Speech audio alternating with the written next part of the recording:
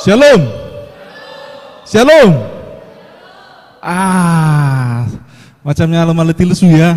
Memang inilah dia karena sekarang jam-jam ngantuk bisa dibilang bagi sebagian orang. Saya menduga yang pakai masker ini ngapainnya kira-kira? Siapa tahu kan kalau di kami sana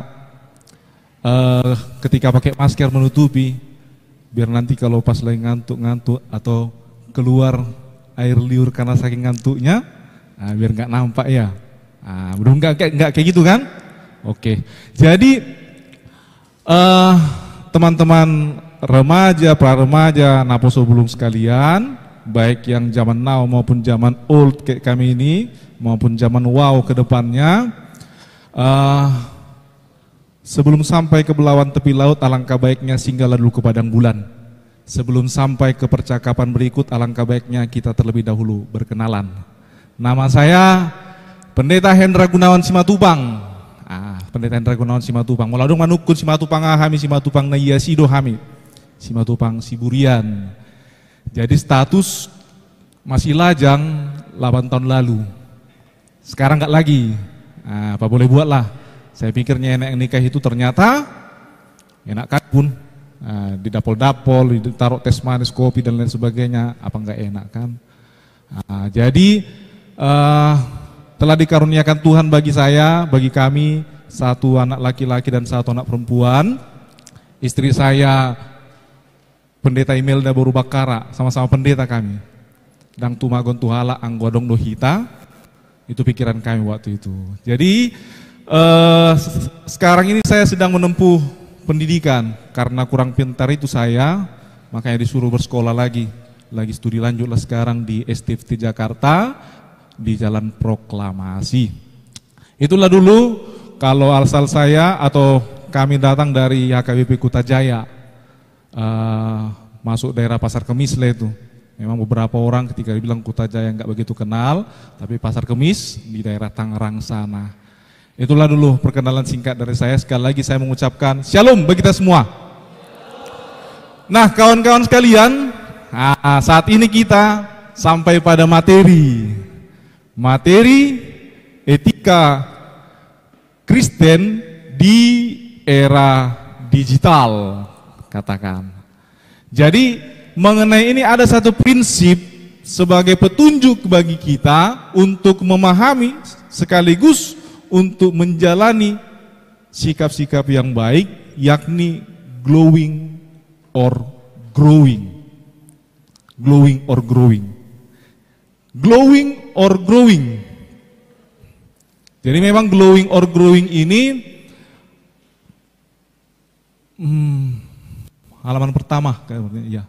Glowing or growing ini menyangkut pertimbangan etis, pertimbangan moral yang sering terjadi di mana saja, termasuk dalam dunia digital untuk saat ini. Glowing or growing ini yang sering terjadi, yang sering tarik menarik, yang sering berontak dalam hati dan pikiran dalam hal bersikap di era digital, dalam hal bersikap menggunakan media digital. Jadi persoalan di sini glowing or growing, itu dia.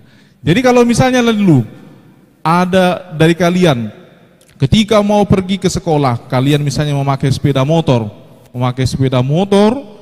karena udah mepet waktu mau masuk ke sekolah, jalan atau kendarai sepeda motor ini rupanya adalah nenek tua yang tiba-tiba melintas. Nenek tua yang melintas misalnya. Nenek tua yang melintas ini. Bagi kita, apakah yang kita lakukan di situ?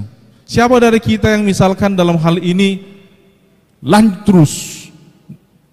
terus sesuai dengan kecepatan, saya mesti sampai ke lokasi, ke sekolah, atau yang kedua memperlahankan atau mengurangi kecepatan kendaraan dan kemudian lebih mendahulukan nenek-nenek itu melintas.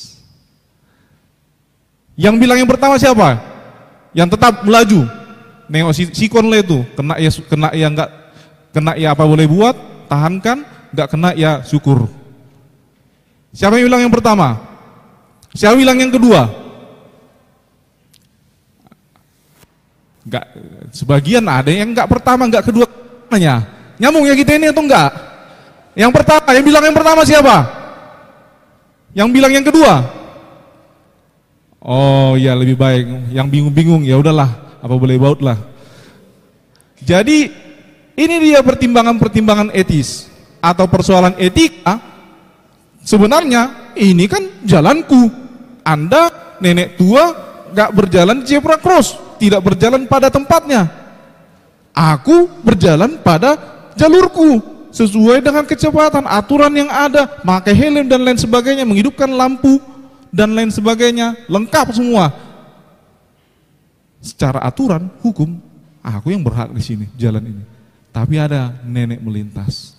Nah inilah dia pertimbangan akal sehat, rasio, logika, beserta juga hati nurani yang membuat kita berpikir dan menimbang atau mempertimbangkan, ya udahlah, sebagai orang yang beretika, sebagai orang Kristen yang beretika, kita perlahankan kendaraan, biarlah nenek itu jalan. Ini dia kawan-kawan sekalian, contoh hal yang sederhana mengenai etika. Slide berikutnya, please. Mengenai etika ini, dikatakan di sini Potter Stewart. Siapa yang di sini kira-kira tahu apa artinya ini? Atau yang pertama kurang jelas memang ya.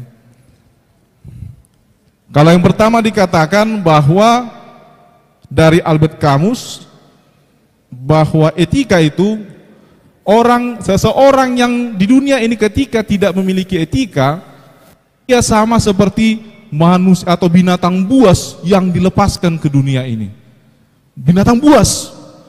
Jadi ibaratkan dia selama ini terkurung, dikasih kesempatan bebas, wah semua mau dicakar, semua mau diterkam, semua mau diganggu, sewa dan lain sebagainya. Dia merasa hebat, kebebasannya itu ada sama dia, tapi tidak dipergunakan untuk, singkat ceritanya, mendatangkan berkat bagi orang lain, bahkan menyulitkan, menyusahkan hidup orang lain. Ini dia ketika seseorang tidak memiliki prinsip atau tidak menghidupi etika yang ada dalam dirinya. Itu dia ketika seseorang dikatakan Albert Camus ini, orang yang beretika, orang yang tidak beretika adalah orang yang seperti dilepaskan ke binatang buas yang baru dilepaskan ke dunia ini. Sementara menurut Stewart tadi di sini, nah di sini dia menunjukkan bahwa persoalan etika adalah apa hakku dan apa yang benar. What I have a right to and what is right to do. Jadi apa yang memang hakku ini seperti yang tadi kan, ini kan hakku, jalanku. Tapi apa yang benar, yang menurut hati nurani kita, yang baiknya kita kerjakan. Inilah persoalan etika itu. Itulah etika itu. Termasuklah yang berikutnya dari Ayn Rand. Etika adalah kode nilai yang menuntun arah dan tujuan hidup dari seseorang. Jadi saya masih ingat pengajaran dari pendeta saya waktu mengajar Parguru Malua. Ini bisa jadi pembelajaran bagi kita. Pembelajaran apapun yang sesederhana apapun bisa menjadi mutiara yang berharga sama kita ketika kita mau menyimpannya benar-benar dalam hati. Jadi dibilang memang pendeta ini, ada seorang pendeta yang kemudian tiba-tiba singkat cerita di depan rumahnya datang pencuri ke rumahnya. Amang, ampun amang, masa lagi banyak mengejar aku. Tak tolong amang, amankanlah aku. Lalu datanglah amang pendeta ini, dimasukkanlah dia ke kamarnya, ke rumahnya, ke kamarnya. Masa sudah banyak membawa pentungan dan lain sebagainya, senjata tajam, anggun parsuda dan namun.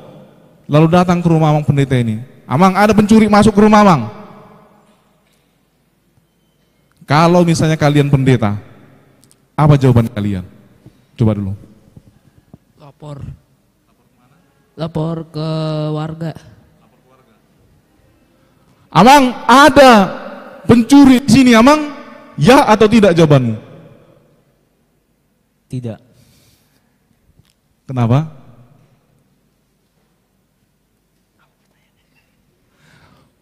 Ya atau tidak menurutmu? Tidak. Karena apa? Karena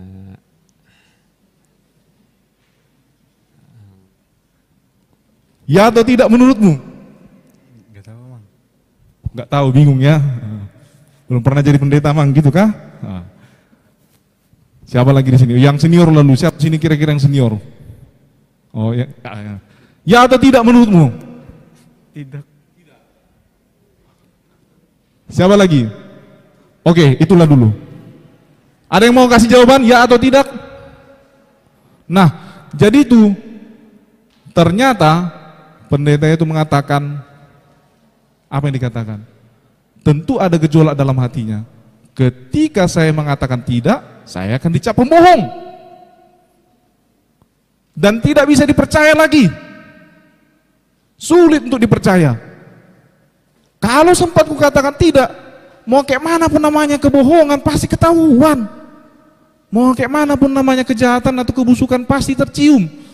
Bakalan payah aku dibilang nanti nih, payah dipercaya. Tapi ketika aku jawab iya, nyawa orang terancam. Berapa orang yang bakalan nangis? Yang mana dipilih? Ternyata pendeta ini mengatakan tidak ada di sini. Masa pergi dan kemudian si pencuri ini dibawa ke kantor polisi. Inilah dia. Karena apa? Pertimbangannya adalah main hakim sendiri pun ini adalah dosa besar sebenarnya. Bukan hak kita adalah membawa ke pengadilan atau ke penghukuman, penghakiman, namun bukan tangan kita yang membawakan penghakiman itu kepada orang lain. Nah, inilah dia pertimbangan gejolak, pertimbangan etis atau pertimbangan moral yang bisa kita pahami. Inilah pentingnya etika itu, tidak hanya sekedar mengatakan ya atau tidak, namun banyak sekali pertimbangan faktor X, Y, Z, A, B, C dan lain sebagainya yang membuat kita deg-degan, yang membuat kita gundah gulana, gelisah, tapi sebenarnya itu membuat kita sampai kepada pengalaman. Inilah dia. Kebanyakan persoalan etika itu bukan hanya benar atau salah, namun mencari solusi yang terbaik. Inilah dia, kawan-kawan sekalian, ketika kita membahas mengenai etika di dunia digital, di era digital ini, banyak hal sebenarnya tidak hanya berkenan dengan baik atau buruk, benar atau salah, namun biarkan pikiran kita bergejolak, hati kita bergejolak untuk memikirkan yang mana sebenarnya yang paling baik. Ketika udah ada yang baik, yang paling baik lagi. Inilah etika itu. Itu makanya di bagian terakhir di yang berikutnya dari Berkouwer, ini seorang teolog dari Belanda, bahwa inti dari teologi atau inti dari firman Tuhan itulah anugerah, sementara etika adalah ucapan syukur. Bagaimana supaya kita, saya, dan orang lain mengucap syukur atas anugerah Tuhan. Inilah etika itu. Lanjut.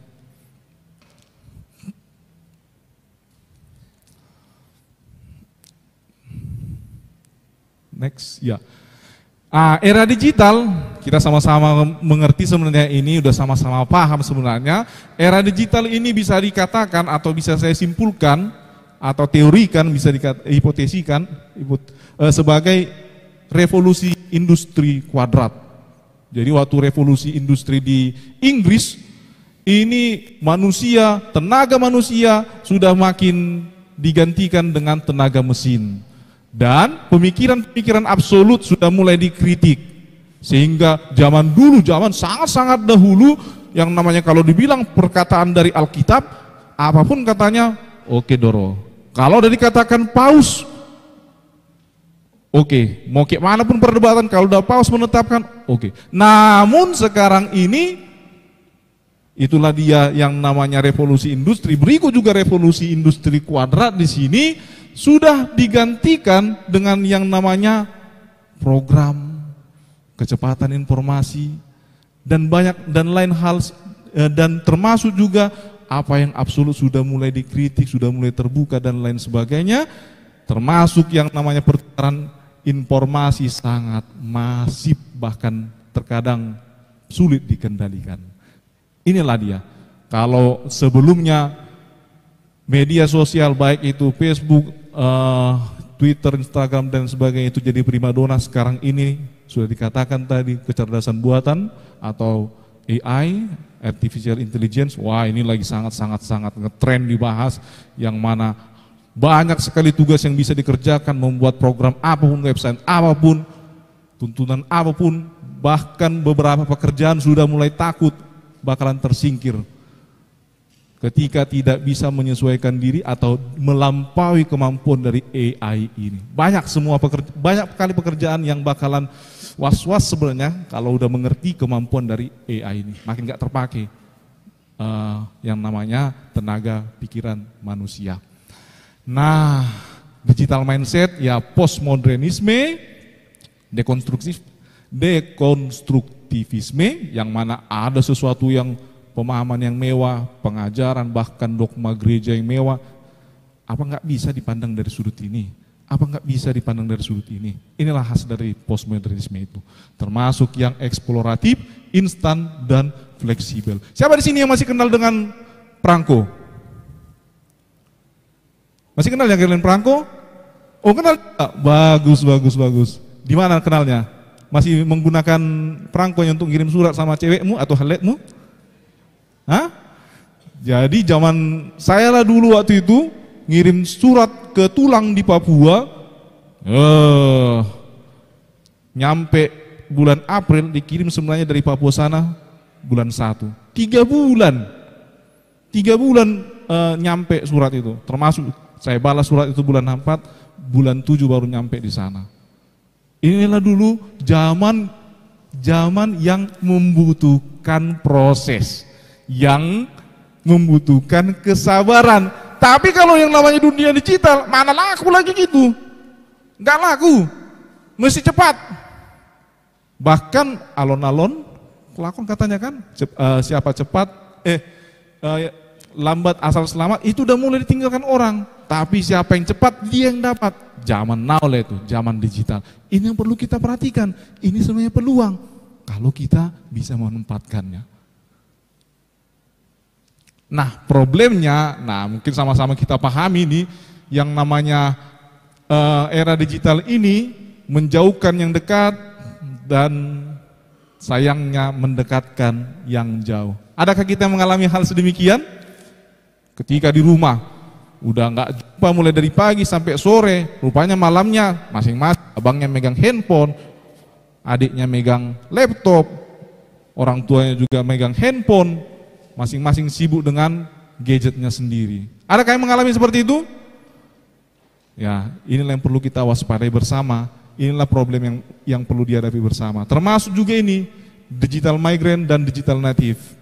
Jadi ketika kalian yang lahir di era tahun 90-an ke atas atau bahkan 2000-an ke atas, ini bisa dikatakan digital native, yang mana memang nggak bisa lagi, seolah-olah hampir nggak bisa lagi hidup tanpa bantuan dari digital. Sementara digital migrant ini adalah orang bisa dikatakan senior kalian atau orang tua kita, yang mana dulu masih sangat-sangat tradisional, pemikiran juga tradisional. Di era digital sering ini terjadi kontra antara digital migrant dan digital native. Orang tuanya bilang, ya nggak bisa lagi kok tinggalkan handphone itu. Padahal sebenarnya anaknya bisa aja memang sangat-sangat butuh handphone ataupun gadget ini, laptop ini untuk mengerjakan tugas-tugasnya. Tapi orang tua kita bilang, mau kayak manapun yang paling utama adalah tanganmu, kekuatanmu, sosialisasimu ke orang lain. Ini dia problem. Sepertinya ada pemikiran yang bertolak belakang atau berselisih paham mengenai keperluan, urgensi dari yang namanya media digital ini. Ini yang perlu disikapi bersama melalui etika. Bukan mama, bapak nggak ngerti sih, kalau orang tuanya kalian yang nggak ngerti menghargai kayak mana sebenarnya yang paling bagus, kerja keras yang paling bagus dan sebagainya. Ini jadi problem dalam era digital ini, termasuk tingkat kesantunan yang rendah. Jadi memang ini Digital Civilized Index di Indonesia sendiri mengenai peradaban, beradab dalam hal menggunakan media sosial, kesantunan dalam hal menggunakan media sosial nomor 1, paling buruk se-Asia Tenggara, se-Asia Pasifik, data tahun 2020 dan 2021. Yang berikutnya sepertinya tidak di-upload lagi, tidak diterbitkan lagi. Itulah datanya. Dalam hal kesantunan bermedsos, banyak sekali hoaks, ujaran kebencian, cyberbullying dan lain sebagainya. Persoalannya kalau di negara lain ketika ada hal-hal sedemikian langsung ditinggalkan. Ini namanya tendensinya udah nampak, ini nggak jelas ini. Kalau kita makin negatif, makin buruk menceritakan orang lain, makin enak kali menyebar. Coba lu persoalan yang baik-baik, yang sana dapat juara 1, yang sana rajin ke gereja, nggak pernah diteruskan ke orang lain. Tapi ketika ketahuan dia seperti ini, salah langkah dia seperti ini, langsung itu sampai ke ujung dunia pun bisa sampai. Nah inilah dia persoalan tingkat kesantunan rendah di Indonesia, di negara kita ini. Ya mungkin kita juga pelakunya. Dan dehumanisasi seperti gambar ini, pada akhirnya dehumanisasi ini artinya tidak lagi, udah mulai dia pudar perilakunya seperti manusia. Ya memang dalam hal bersosialisasi, ketika seseorang udah candu dengan namanya media ataupun di dunia digital, dia tidak merasa penting lagi, bahkan nggak kepikiran yang namanya bersosialisasi. Itu makanya orang yang candu dengan game online dan lain sebagainya, untuk kumpul dengan kita pun apa ada pentingnya. Itu pikirannya, dari sini pun bisanya aku belajar. Padahal kumpul bersama, pulang dari sini, siapa namamu, di mana sekolahmu, dan lain sebagainya. Itu sebenarnya salah satu pertimbangan yang baik di dunia digital ini. Sehingga bukan jadi seperti ini, terkungkung dia, bahkan sampai mendengarkan omongan orang tuanya pun tidak diterge lagi, karena jauh lebih mementingkan apa yang dikatakan atau candunya kepada digital ini. Next.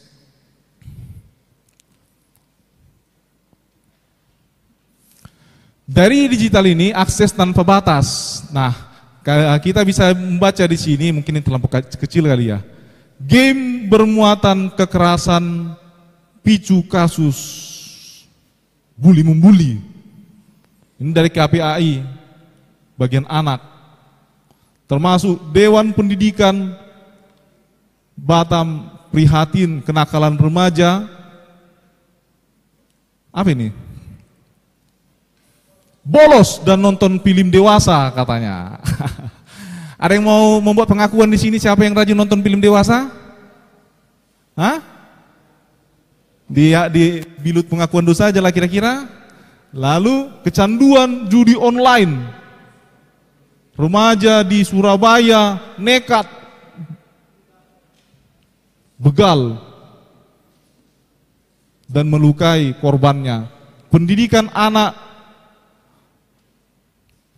penculikan anak di Makassar untuk dijual ginjalnya dan berlangsung di media sosial. 1,2 miliar kalau menurut berita ini, 1,2 miliar di media sosial itu ditawarkan. Kalau kau menjual ginjalmu 1,2 miliar sampai. Wah, kalau jangankan anak-anak, jangankan remaja pemuda, orang tua pun ketika dibilang 1,2 miliar, sedangkan 1,2 juta sehari udah payah menghabiskan. 1,2 miliar dikatakan di sini, langsung silau matanya sehingga sampai dijual ginjalnya. Ini bahayanya. Akses tanpa batas. Artinya dari mana pun bisa kalian jumpai nanti yang namanya informasi-informasi yang bisa membuat kalian makin pintar, dan juga bisa makin bodoh, makin aman dan juga bisa makin tidak aman. Artinya yang mau saya katakan paling utamanya, kalian-kalian semua gak usah main polos ya. Jangan jadi anak yang terlampau polos. Yang lebih bagusnya banyak curiga di media sosial ini, di dunia digital ini, daripada jadi orang polos. Kalau istilah gaulnya poltak dikatakan. Taunya poltak? Hah? Taunya poltak? Polos tak berotak katanya. Sorry lah dulu kalau memang ada namanya demikian. Tapi memang ini harus ditekankan bagus-bagus lah. Ini apa enggak gila ini? Anak-anak terpengaruh karena media digital sampai mau membegal dan melukai korban. Anak-anak disuruh sekolah rupanya nonton video dewasa. Anak-anak berjudi pas lagi sekolah. Anak-anak ataupun remaja pemuda di sini kena tipu.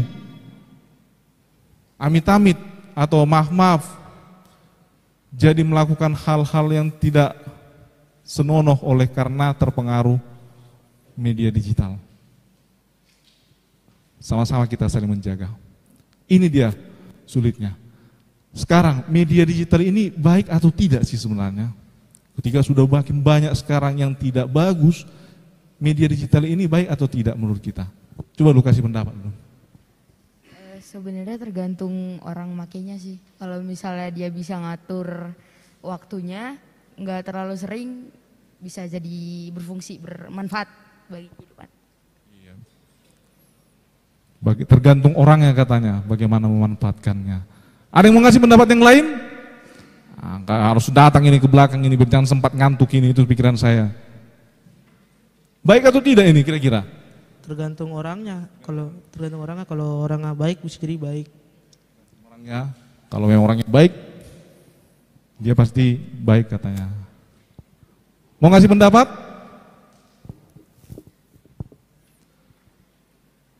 Kayaknya semua pada nengok sana. Pas datang, entah nengok orangnya kek. Ini nengok medianya. Mau ngasih pendapat?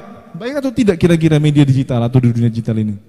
Sama sih memang tergantung orangnya. Kalau dia bisa memanfaatkan dengan baik ya bisa jadi hal yang positif gitu. Iya. Jadi itu dia. Media digital ini baik atau tidak tergantung orangnya. Itulah pendapat dari kita. Kalau tadi yang saya katakan atau saya paparkan pemaparan dari tadi itu mengenai hal-hal yang negatif, tapi sebenarnya kembali lagi ke sebelumnya, kalau kalian tidak bisa, kita tidak bisa memanfaatkan media digital, dunia digital, nggak laku kita. Ketinggalan zaman kita. Miskin kita. Miskin bukan hanya soal pendapatan, miskin pikiran, miskin koneksi, dan lain sebagainya. Itu makanya disinilah perlunya etika Kristen itu. Membuat kita hati-hati, manat-manat. Memakai digital ini, media digital ini, berinteraksi di dunia digital ini, jangan sampai kita tenggelam, jangan sampai kita terjerumus, tapi kita memanfaatkannya sebesar-besarnya untuk kebaikan kita, kebaikan Tuhan. Lanjut. All the dry ethics of the world turn to dust because apart from God they are lifeless.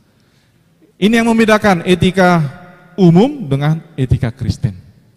Etika umum dos roha naisan do dison dos roha. Oke, dos roha songonon mahita.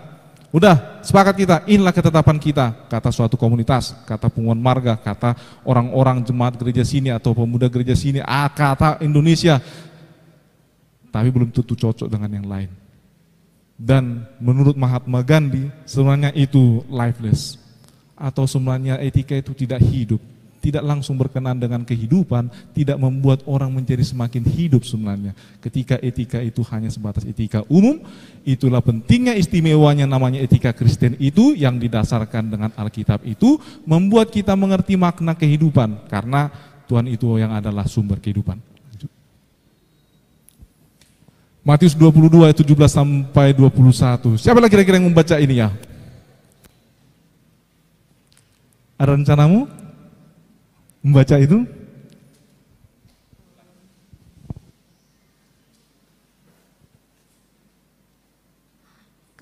Katakanlah kepada kami pendapatmu.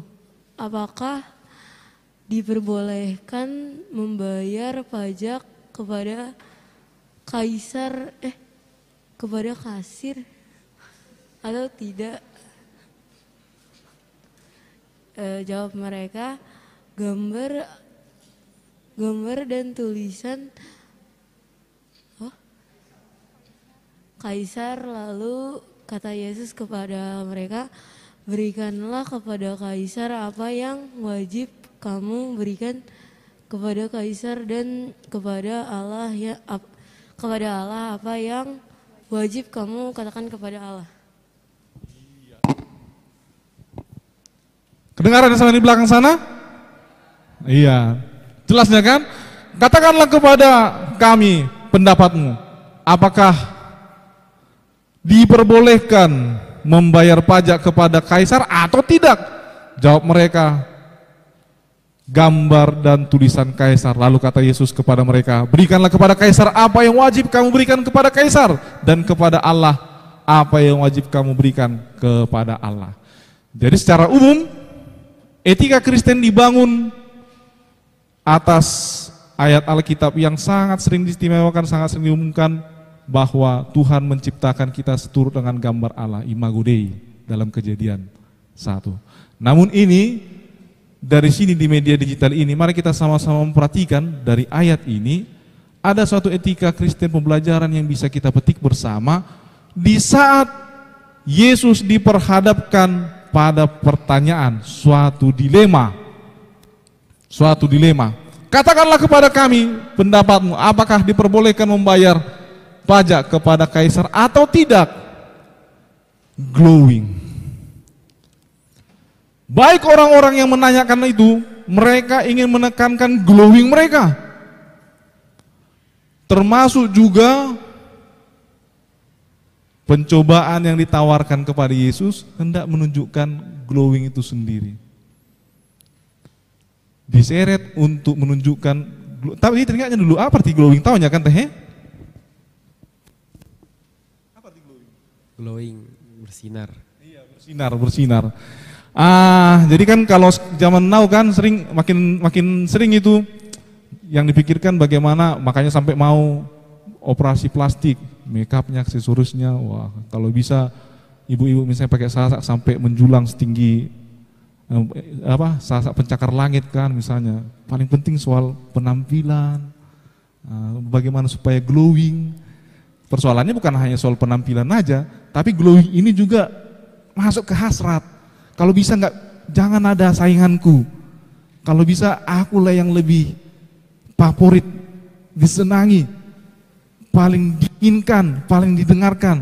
Sialnya bukan hanya ingin memunculkan glowingnya, menginjak atau meredupkan glowing orang lain. Ini yang sial. Jadi persoalan glowing ini bisa makin lama makin runyam, sama seperti yang di sini. Persoalan glowing bisa membuat iri hati ketika ditengok kawannya lebih glowing dari dia. Wah, yang nggak bisanya mana makeup ataupun tukang makeup yang paling hebat, mesti aku lebih cantik ditengok daripada dia, mesti aku lebih ganteng ditengok daripada mantannya misalnya. Kawannya udah pakai mobil merek ini, apalagi merek di mobil yang lebih hebat dari itu, mesti ku minta sama orang tuaku, mesti ku tabung uangku, kata Naposo Bulung misalnya. Pokoknya harus aku lebih glowing dari dia, lebih hebat dilihat, lebih bersinar. Ini dia. Di era digital, glowing ini sering terjadi. Itu makanya ada beberapa kali saya ketika lihat fotonya, wah masih muda ya. Ketika lihat aslinya, ya elah, kok mabal. Karena di media sosial itu sering seperti itu bawaannya, arus zamannya, arus pemikirannya, kayak gitu seringan. Bagaimana supaya glowing? Ya, jarang itu orang-orang yang memunculkan kesusahan hidupnya. Yang nggak bisa ini munculkan bagaimana hartanya dan lain sebagainya. Dan itu pula yang disenangi orang lain ketika di YouTube, artis-artis macam lah itu. Ketika memamerkan kekayaannya dan lain sebagainya, wah itu yang paling digandrungi. Dan glowing ini juga yang membuat orang ya mengejar klik, mengejar komen, subscribe dan lain sebagainya. Glowing itu juga yang pencobaan glowing itu juga yang dihadapi Yesus pada saat itu. Glowing. Namun Yesus menjawab mereka. Lalu kata Yesus kepada mereka, berikanlah kepada Kaisar apa yang wajib kamu berikan kepada Kaisar, dan kepada Allah apa yang wajib kamu berikan kepada Allah. Next. Nah ini dia glowing tadi, narsisme. Seharusnya saya bawa kacamata juga ya. Individualis, egosentris, dan termasuk konsumtif.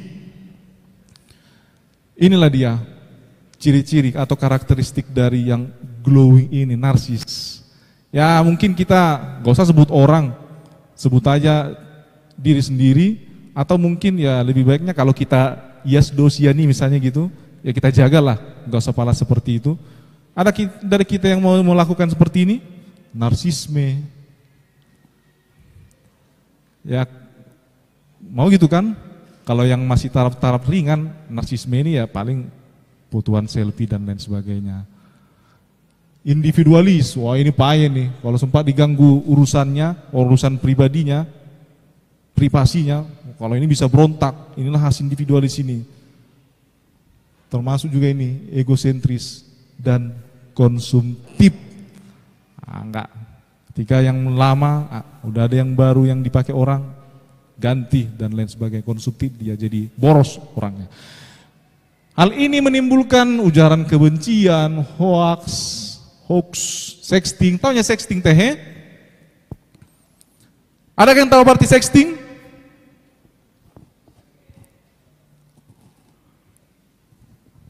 Yang ketawain lah dulu, kayaknya dia senyum-senyum, tahu ini. Mungkin pinggir-pinggirnya itu yang tangkap dia ya. Apa kira-kira sexting itu kawan? Yang satu lagi lah kawan yang paling ganteng ini lalu. Ini kalau udah ketawanya nih, ku agak-agak semuanya dia tahu, cuma agak gimana gitu. Ada yang tahu? Sexting itu apa? Ya singkat ceritanya pelecehan seksual di dunia digital, di media sosial, melalui omongan atau melalui komentar, termasuk juga konten-konten lain sebagainya dari sexting ini. Ini dia pelecehan seksual, termasuk cyberbullying dan penipuan online. Penipuan online ini. Jadi kan itu, hati-hati. Penipuan online, misalkan tolonglah aku. Kepada saya ada beberapa kali seperti itu. Tolonglah aku. Aku ini anak dari gubernur ini di Afrika Selatan. Sayangnya aku diculik dan sekarang ini lagi di pengasingan. Tolonglah dulu, kirimkanlah dulu uang di sini, ke sini. Nanti bakalan kubilang sama orang tuaku untuk menghargai pengorbananmu. Bahkan segini bakalan ku kasih sekian ribu US dollar, katanya. Bagi kita yang, nah ini dia penipuan online ini. Ditaruh lagi fotonya yang kalau bilang orang Malaysia atau dibilang Upin Ipin seronok katanya kan. Bikin silau mata lah pokoknya. Apalagi ketika dibilang anaknya gubernur di Afrika Selatan katanya kan. Konon Afrika Selatan itu bukan hanya banyak orang hitam tapi banyak juga orang Eropa. Wah, kalau ku bantu nanti bakalan dapat aku hampir lebih dari 10 kali lipat. Padahal aku ini kan berbuatan baik katanya gitu. Kasihan juga sama yang bersangkutan. Jadi ini dia penipuan-penipuan online ini polesannya banyak, terkadang sampai membuat hati terenyuh, tapi hati-hati. Ingat-ingatlah ketika ada hal-hal yang sedemikian, it's glowing ini, hati-hati ini. Inilah dia. Sementara dari perkataan Yesus tadi, jawab mereka, gambar kaisar katanya. Yesus bertanya, gambar siapakah ini? Gambar kaisar. Dari situ kita bisa pahami, Yesus melakukan yang namanya analisis. Berpikir kritis terhadap situasi, dan itu bisa kita pelajari bersama atau kita petik pembelajaran ini, telusuri lebih lanjut kebenaran dari info yang didapat. Hati-hati, jangan telan bulat-bulat ya. Seperti yang saya katakan tadi, yang lebih bagusnya banyak curiga daripada polos-polos tak nentu yang namanya di media digital atau di dunia digital. Justru ketika curiga kita banyak, di situ kita semuanya mulai berpikir kritis dan analitis. Inilah dia, bukan sehingga kita terhindar yang namanya hoax dan lain sebagainya. Ya, selanjutnya bolehlah menghormati sesama. Berikanlah kepada kaisar apa yang patut diberikan kepada kaisar. Jadi kalau pada saat itu sebenarnya masyarakat Yahudi atau masyarakat perjanjian baru yang sudah mengikuti Kristus, mengikuti Yesus, yang nggak bisa dibilang, wow, pemberontakan, hancurkan mereka, hancurkan kaisar, nggak perlu bayar pajak ke kaisar. Ini momentumnya, harus kita kalahkan, kita merdeka, harus kita injak-injak mereka. Tapi tidak. Jalan Tuhan bukan seperti itu. Bukan membalaskan kejahatan dengan kejahatan. Penjahat itu pun perlu atau wajib diselamatkan. Ini dia pertimbangan etika tadi. Menghormati sesama. Menghormati sesama. Jadi ini hal yang terkadang gampang-gampang susah, apalagi bagi remaja pemuda kan. Terkadang gak tahu tuturnya, manggil tulang, amang boru, udah bapak udah, om katanya. Bagi yang digital migrant tadi, udah kelewat itu. Masa disamakan dengan om-om di pasar sana, misalnya gitu kan. Padahal ada tingkat-tingkatannya, amang boru yang bagaimana, tulang yang bagaimana, bapak udah yang bagaimana, bapak tua yang bagaimana, juga beda. Menghormati sesama, menghindari pertengkaran dan perselisihan di media, sekaligus menjadikan digital sebagai media untuk memberitakan kedamaian. Ingat, yang namanya media digital ini, di dunia digital ini, dunia tanpa emosi.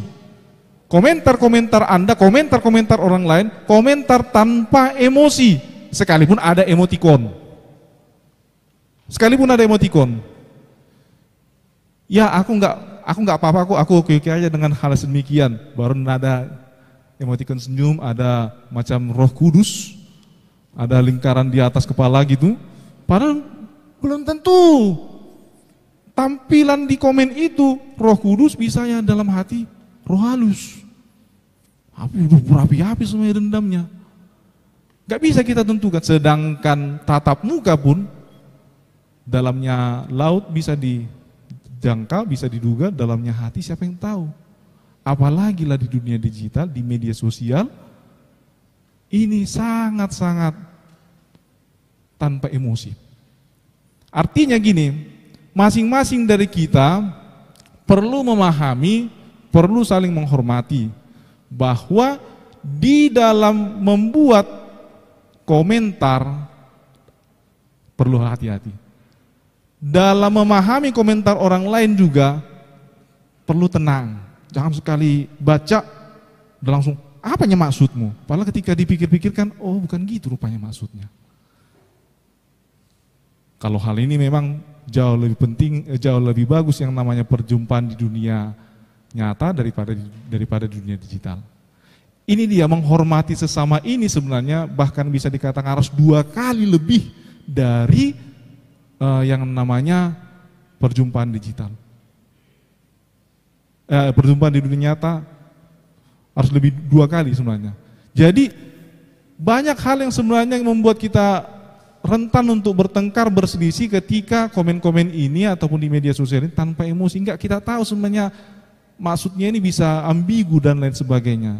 Dari sinilah kita penting yang namanya menghormati bersama, growing bersama, kita menghormati apa yang dipikirkan itu, dipikirkan orang lain, dan kita pahami dulu, termasuk juga kita membawa damai lah dalam situasi itu. Jadi ketika udah ada pertengkaran, udah ada bibit perselisihan, janganlah pula lagi kita makin kompor-kompori kan, makin kompor-kompori. Ya enggak bisanya kalau dalam hal ini dia selek dengan yang sana.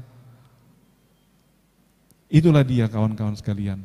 Di dalam hal untuk growing ini, ya memang kita bagaimana supaya aman, tentram, damai dalam komunitas digital kita, di media sosial kita, menghormati sesama. Selanjutnya. Dan yang terakhir adalah takut akan Tuhan. Takut akan Tuhan. Jadi berikanlah kepada kaisar apa yang patut kamu berikan kepada kaisar, dan kepada Tuhan apa yang patut kamu berikan kepada Tuhan. Di saat kita berinteraksi di dunia digital, di saat kita memakai gadget atau media-media digital, kita perlu sebagai orang yang beretika, sebagai orang yang perlu dan ingin growing, kita harus tahu bahwa Tuhan bersama kita. Jadi itu yang membuat kita terhalang ataupun terhenti untuk namanya membuat diri kita terimbas misalnya pornografi, perjudian online, dan lain sebagainya, kekerasan, kejahatan online, termasuk juga pertimbangan-pertimbangan yang membuat rugi orang lain. Jadi ketika ini kan hakku, aku sebagai hacker akses tanpa batas. Ini kan hakku. Aku yang mampu. Negara udah sampai membayar mahal, kalau bisa kutembus ini kan kehebatanku. Apa salahnya? Tapi sebagai orang yang takut akan Tuhan, kita mengerti hal yang tidak baik itu tidak kita lakukan. Kemampuan kelebihan kita dalam hal memakai media, kemampuan dan keistimewaan kita di dunia digital, kita pakai untuk melayani Tuhan. Dalam melakukannya kita takut akan Tuhan, bukan karena mengikuti hawa nafsu kita sendiri. Inilah dulu teman-teman sekalian yang bisa saya sampaikan, pemaparan mengenai etika Kristen di dunia digital ini. Mudah-mudahan bisa dimengerti dan bermanfaat bagi kita semua. Terima kasih.